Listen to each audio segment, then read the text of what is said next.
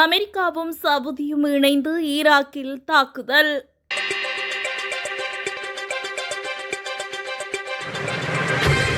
மத்திய கிழக்கு மோதலின் ஒரு சாத்தியமான தீவிர போக்காக ஈராக்கில் உள்ள ஈரான் ஆதரவு பெற்ற ஆயுதமேந்திய குழுக்கள் மீது சவுதி அரேபியாவும் அமெரிக்காவும் வான்வழி தாக்குதல்களை நடத்தியுள்ளன.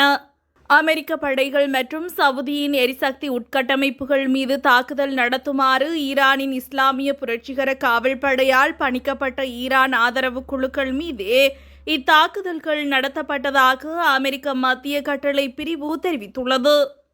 ஈரான் ஆதரவு பெற்ற ஷியா ஆயுதமேந்திய குழுக்களின் ஆதிக்கம் நிறைந்த ஈராக்கின் துணை இராணுவ அமைப்பு மீது அமெரிக்கா மற்றும் சவுதி நடத்திய தாக்குதல்களில் சுமார் 20 உறுப்பினர்கள் கொல்லப்பட்டுள்ளதாக தெரிவித்துள்ளது.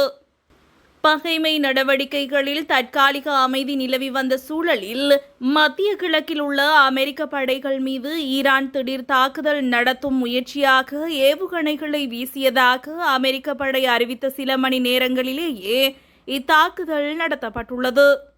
அத்துடன் ஈரானின் இந்த தாக்குதலில் ஏவப்பட்ட அனைத்து ஏவுகணைகளும் வெற்றிகரமாக இடைமறித்து அளிக்கப்பட்டதாகவும் அமெரிக்கா தெரிவித்துள்ளது.